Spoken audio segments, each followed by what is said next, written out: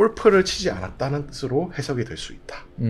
다시 말해서 김문기를 몰랐다고 허위의 사실을 공표한 거짓말을 한 것이다 라고 판단한 것입니다. 하지만 2심은 이 발언과 질문만 딱 떼서 이것은 이 사진이 조작이 됐다는 그 뜻 자체로 이해할 수 있기 때문에 다의적인 해석이 가능하다. 조작을 했다는 말은 한 가지 의미로밖에 해석이 될 수 없다. 그러니까 김문기를 몰랐다는 뜻으로 해석되기 때문에 이재명의 허위사실 공표가 인정된다고 판단을 한 것입니다.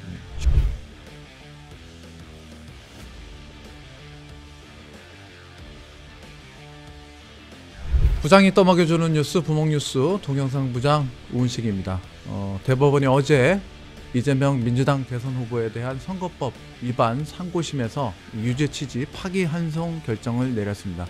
이 문제에 대한 법원 판단 내용과 앞으로 어떻게 되는 건지 살펴보도록 하겠습니다. 사회부 법조 출입하고 있는 김정현 기자님 모셨습니다. 어서 오세요. 네, 안녕하세요. 어제 바빴죠? 예상했습니까? 정말 예상 못한 결론이었습니다. 다들 놀랐을 텐데 일단 판결 내용, 파기환송, 대법 판결 요지부터 좀 간략하게 소개해 주시죠. 네, 이번 사건 아시다시피 이 쟁점은 그 지난 대선입니다. 이번 대선이 아니고요. 그러니까 그때 당시 대선 후보로 출마했던 당시 이재명 경기도지사가 그 고 김문기 성남도시개발공사 개발 1처장이죠. 개발처장과 해외 출장 도중에 골프를 치지 않았다는 그 발언, 그리고 이른바 김문기 골프 발언이라고 하겠습니다. 그리고 그때 당시 대장동 사건이 한창 논란이 점화되고 있었죠. 네. 그래서 백현동 부지 용도 변경이 이 국토교통부의 협박 탓이었다.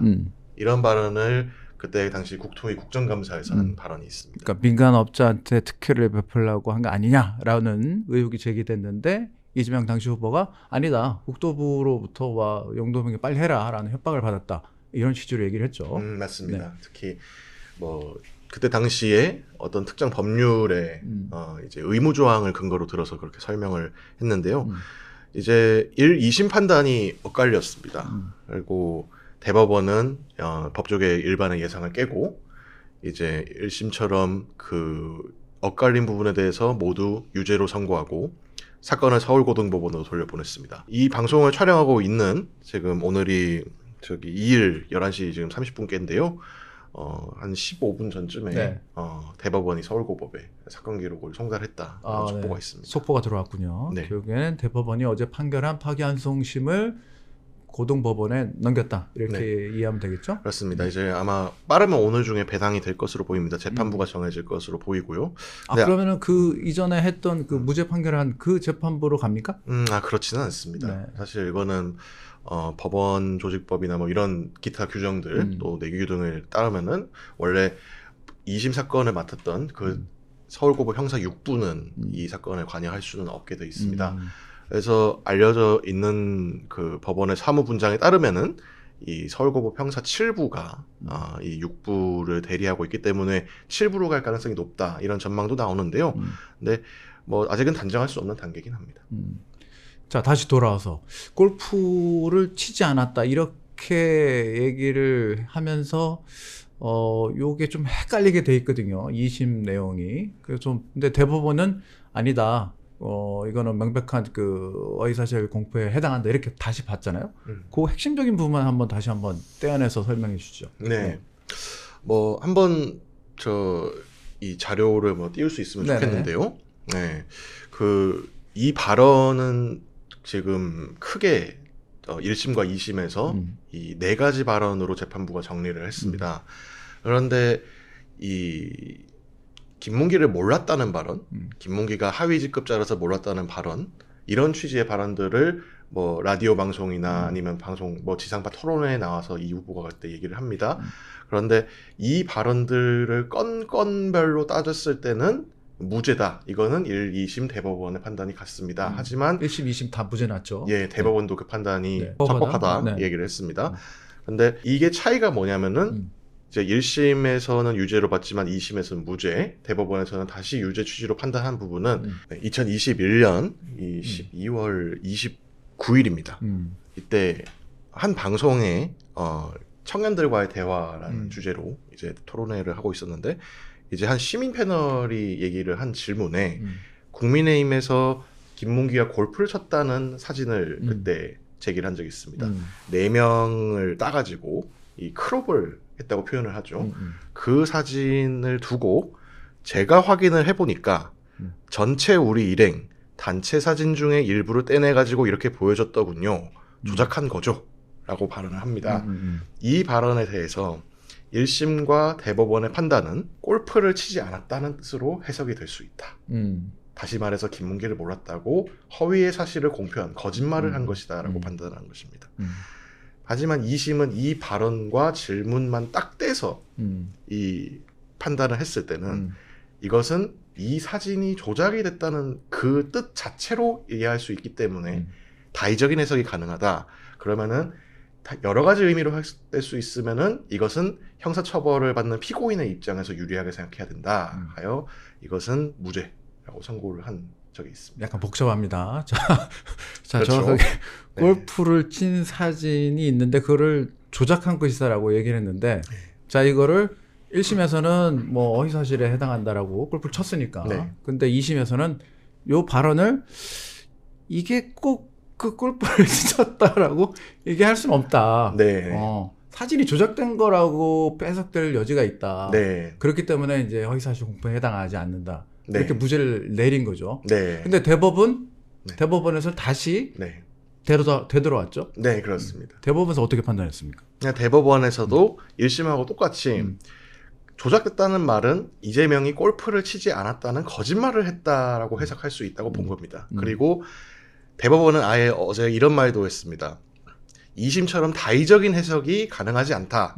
조작을 했다는 말은 한 가지 의미로밖에 해석이 될 수 없다. 그러니까 김문기를 몰랐다는 뜻으로 해석되기 때문에 이재명의 허위사실 공표가 인정된다고 판단을 한 것입니다. 쉽게 정리하면은 뭐 구분할 게 아니라 일반적인 일반인의 맥락으로 받아들였을 때 이것은 분명히 이재명 당시 후보의 발언은 골프를 치지 않았다라는 발언으로 해석되기 때문에 이것은 뭐 여러 가지 해석할 그게 아니다. 네. 한 가지로만 해석이 된다라고 결정을 내린 거죠. 네, 그래서 그렇습니다. 유죄 취지로 어제 네. 결정을 한 거죠. 그렇습니다. 백현동 발언 이것도 좀 뒤집혔죠? 이것도 네, 좀 설명해 주시죠. 맞습니다. 그러니까 대법은 2심이 무죄로 본 발언 전부를 파기를 한 건데요. 이제 백현동 발언도 뭐냐면은 이 그해 국정감사에서 했던 발언에 크게 두 가지가 있었는데요. 이 하나는 혁신도시법이라고 합니다. 그 의무조항에 근거한 용도지역 변경 요구를 받고 이때 불가피하게 그 부지의 용도를 바꿔줬다 이런 취지로 답을 하는데 이때 당시 이 후보의 발언이 이렇습니다. 용도지역 변경은 국토부의 법률에 의한 요구에 따라 어쩔 수 없이 한 것이라고 합니다.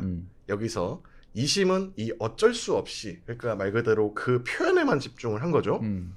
그러면은 어쩔 수 없이라는 뜻이 이 후보가 말하고자 하는 말의 핵심이었다. 그러니까 이것은 그래서 의견이다. 사실의 공표가 아니다. 해서 처벌할 수 없다. 이런 판단을 했었고요. 그런데 대법원은 아까 골프 발언하고 똑같습니다. 전체적인 맥락을 따져봤을 때 그리고 일반적인 유권자들의 입장에서 생각을 해봤을 때 이것은 거짓말을 한 것이다. 그러니까 이것은 그 혁신도시법상의 의무조항에 근거해서 이제 그 용지를 변경했다는 그런 취지의 뜻이기 때문에 이 후보가 허위 사실을 공표한 것이다라고 판단을 해서 유죄 취지로 판단을 했습니다.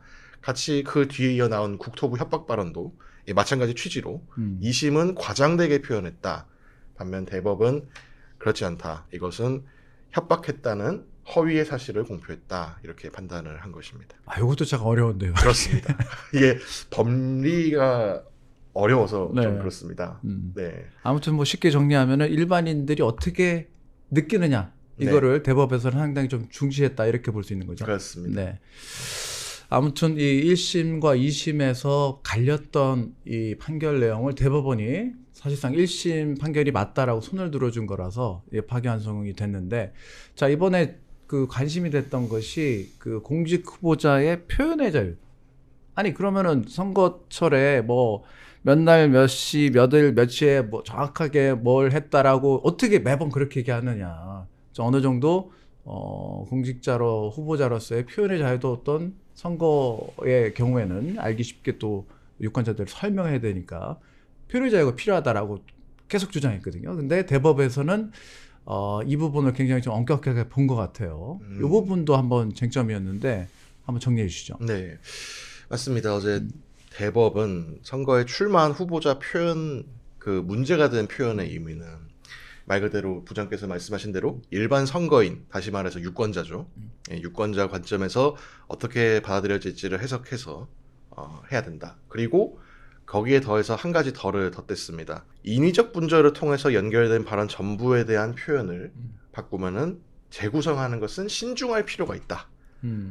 이거는 어제 제가 대법원에도 취재를 해봤는데요. 이게 무슨 내용입니까? 네, 그러니까 2심은 이를테면 이렇습니다. 뭐 골프 발언, 김문기 발언 같은 경우는 제가 4가지 발언이 있다고 초반에 설명을 네. 드리지 않았습니까? 그리고 그 발언이 나온 이 전후 사정이 있을 거 아닙니까? 뭐 맥락이라고 하죠. 그러니까 그런 것들을 다 알고 있는 사람의 입장에서는 이것이 허위사실이라고 받아들여질 수 있다면은 그러면 허위사실이다. 그런데 2심은 그렇지 않고 이 발언을 다 각자 다른 시간과 장소에서 나왔기 때문에, 그러니까 다른 데서 다른 상황에서 했던 말이기 때문에 그 말의 뜻이 꼭 그 뜻이라고 해석할 수 없다. 다시 쉽게 말하면 이 말하는 사람의 입장을 더 우선 고려한 거죠. 네, 후보자의 입장을 고려했고 이 형사 피고인의 입장을 좀 더 고려한 판단이라고 볼 수 있습니다. 이것이 쟁점이었는데요. 말씀하신 대로 2020년에도 사실 이재명 판례가 있었습니다. 이재명 후보가 공직선거법 위반으로 대법원 전원합의체 2번째로 올라왔던 건데요. 아주 좀 단골 손님이시네. 네. 네. 그렇죠. 네. 그런데 그때 당시는 김명수 대법원장이 이제 대법원을 이끌던 시절이었는데요. 이때 당시에 제시한 판례가 이 표현의 자유를 굉장히 강조한 판례로 법조계에서 평가를 받고 있습니다. 그러니까 허위사실 공표의 죄에 대해서 사법부나 검찰이나 뭐 수사기관이 지나치게 개입을 할 수 있게, 다시 말해서 뭐 처벌을 할 수 있는 범위를 너무 넓혀버리면은 이것은 정치인들의 표현의 자유를 제약하는 결과가 될 수 있다, 이런 취지입니다. 그렇기 때문에 이재명 그 당시 이 수원고법에서 유죄 판결을 받고 대법의 판단을 받았는데 그때 당시에 대법은 무죄 취지로 파기환송해서 이재명 당시 경기도지사가 지사직을 지킬 수 있었고요. 근데 이번에는 그것과 다소 반대의 취지로 판단을 했다고 볼 수 있습니다. 자, 역대 이제 유죄 취지가 무죄로 파기환송된 사례, 뭐 이게 거의 좀 찾아보기 힘들다면서요? 그렇습니다. 오기 전에 한번 좀 찾아봤는데요. 네. 근데 지금 가장 최신 통계입니다. 대법원의 2024 사법연감이라는 책이 매년 초에 나옵니다. 전년도 기준으로 담비하고 있어서 이게 지금 최신인데요. 2023년 기준으로 대법원이 처리한 공직선거법 위반 사건은 204건이었는데요. 이 중에 파기환송된 사건, 유죄 취지, 무죄 취지 포함입니다. 4건입니다. 단 4개. 네. 그만큼 뭐 200건은 그대로 확정을 지켰다는 그렇습니다. 얘기인데 상고기각이었던 거죠. 근데 이게 단 4건에 보면 굉장히 희귀한 일을 어제 대법원이 어제 결론을 내린 건데, 자, 이제 관심은 그렇다라면 이제 앞으로 어떻게 될 것이냐라는 건데, 일단 그 대통령 선거가 지금 32일밖에 남지 않은 가운데 대법이 결정을 내리면서 지금 선거판이 지금 요동치고 있는데, 일단 우선 파기환송이 됐으니까 서울고등법원에 오늘 중으로 뭐 어떻게 뭐 재판부 배당이 이루어질 수도 있는데, 그러면 대선 전에, 즉 6월 3일 전에 고등법원에 파기환송심 나올 수 있습니까? 물론 대법도 굉장히 예상 밖이었기 때문에 좀 말씀을 조심스럽게 해야 될 것 같습니다. 사실. 하지만 역시 법조계의 일반적인 전망을 따르면요, 거의 불가능하다고 보는 것이 중론입니다. 아, 대선 전에 파기환송심 결정이 나오기 어렵다. 네. 좀 더 구체적으로 말씀을 드리면요, 파기환송심은 나올 수도 있는데 적어도 파기환송심에서 당선 무효형, 그러니까 피선거권이 박탈되는 벌금 100만 원 이상이죠. 네. 그게 나오면 이 후보가 재상고를 또 제기할 수 있죠. 그래서 결론이 최종 확정 결론이 나오기는 어렵다는 것은 좀 확실하다. 하지만 파기환송심 같은 경우는 지금 대법원이 속도를 냈다는 그 신호를 보인 만큼 뭐 당장 변론을 잡고 바로 선고를 잡을 수도 있다. 이런 관측도 없는 것은 아닙니다. 하지만 또 그것도 이제 2심은 사실심이고 저 대법원은 법률심이지 않습니까? 네. 그러니까 2심은 다시 사건 기록을 다 살펴서 이재명 후보의 양형을 정해야 되는데 그 시간이 대법원만큼 빠를 수 있느냐에 대해서는 회의적인 의견이 많은 것이 사실입니다.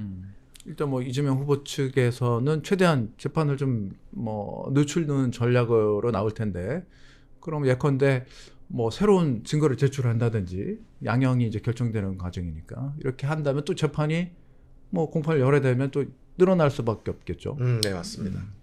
여러 가지 좀 가능성이 있는데, 일단 현실적으로는 이 대선 전에 확연성심이 나오기는 좀 어렵고, 만약에 나오더라도 말씀 주신 대로 이 이재명 후보 측에서 당연히 이제 그 대법원의 재상고 다시 한번 재판을 한번 살펴봐 달라는 재상고 절차가 또 남아 있기 때문에 대선 전에는 사실상 불가능하다 이렇게 볼 수 있겠네요. 네. 자, 그러면 이 결국에는 당선이 굉장히 유력한 후보기 때문에 지금 모든 언론들도 오늘 일면 헤드라인들이 다 주목하는 부분인데, 이 상태에서 대선 전에 결론이 안 나온다고 봤을 때 대선에서 만약에 당선이 된다면 그 이후에는 어떻게 되느냐, 재판을 계속 받는 거냐 마는 거냐, 이 논란이 계속되고 있거든요. 예, 맞습니다. 아주 좀 혼란이 가중된다는 평가가 좀 맞을 것 같은데요. 네. 그래서 어제 사실 대법이 이 헌법 84조입니다. 그러니까 대통령은 재임 중에 모든 형사 사건에 대해서 소출을 할 수 없다. 네. 이런 제가 한번 그 읽어드리죠. 소출을 헌법 84조 대통령은 내란 또는 외환의 죄를 범한 경우를 제외하고는 재직 중 형사상의 소출을 받지 아니한다. 네, 맞습니다. 딱 이 대목입니다. 네, 맞습니다. 이 후보는 최근에 그런 말을 한 적이 있는 것으로 알고 있습니다. 그러니까 소는 공소 제기고 추는 재판의 진행이니까 그럼 재판의 진행도 멈춘다라는 주장을 한 적이 있습니다만은 네. 좀 정립된 학설이나 또 판례도 없습니다. 헌법재판소가 이걸 결정한 전례도 없습니다. 왜냐하면 현직 대통령, 당선된 대통령이 이미 재판을 받고 있는 상태를 우리가 경험해 본 적이 없기 때문이죠. 네. 우리 사회가. 그래서 이것에 대해서 사실 논란이 많이 클 것으로 보이는데, 그럼 어디서 판단을 할 것인지가 좀 궁금하실 수 있을 것 같습니다. 네. 일단은 그러면 헌법재판소로 좀 눈이 쏠리는데요. 네. 그러니까 헌법에 대해서 해석을 해야 되는 부분이 있으니까. 그런데 헌재가 이 문제에 대해서 입장을 밝힌 것으로 알려진, 국회를 통해서 밝힌 것으로 알려져 있는데요. 헌법재판소는 그 어떤 재판이 들어와야 판단을 하는 거다. 그러니까 자체적으로 유권 해석을 하는 기관이 아니다라는 취지의 이 입장을 낸 적이 있는 것으로 알려져 있습니다. 그래서 그러니까 유권 해석을 하거나 법률 해석을 하진 않고 일단 사건이 접수가 돼야 판단을 하겠다. 네, 그렇습니다. 거죠. 네, 그래서 그런 논란이 제기될 가능성은 충분히 있어 보입니다. 자, 그러면 이 재판 중단, 이 얘기는 그 대통령이 그 이재명 후보가 만약에 당선이 된다면 그 다음에 지금 이제 이 파기 환송된 이 재판부터 해가지고 그 밖에 이제 5개 재판을 또 받고 있지 않습니까? 네, 이게 그렇습니다. 이제 소위 얘기하는 이제 사법 리스크 하는 건데, 그 당선 이후에 그렇다면 이 현직 대통령에 대한 이 재판들을 어떻게 할 것이냐라는 문제인데, 그 재판을 중단할 거냐 말 거냐라는 판단을 일단 대법이 한번 할 수도 있는 거죠. 대법 어디서 하는 겁니까? 그러니까 이것을 어디서 해야 될지 사실 명확하게 정해진 그것도 것은 아직 없는데요. 불명확합니까? 그러니까 일반적으로 사실 대법이 이 헌법재판을 아예 못하는 것은 아니기 때문에요. 근데 그런 것들은 또 법령이나 이런 것에 좀 국한돼 있고 이 헌법 문헌의 직접적인 해석은 사실 헌법재판소와 대법원 둘 다 내릴 수 있는 것으로 보는 것이 맞을 것 같은데요. 근데 이것은 어제 대법원이 상고심에서 입장을 밝히지 않았기 때문에 이 사건이 재상고가 돼서 다시 올라오지 않는 한 이 대법원이 이것을 밝힐 계기가 있을지는 개인적으로는 솔직히 잘 모르겠습니다. 아무튼 여러 가지 불확실성 쪽에서 그 대선 이후에 일어날 일까지 지금 여러 가지 시나리오들이 나오고 있는데, 하여튼 복잡한 상황인 것만은 분명한 것 같습니다.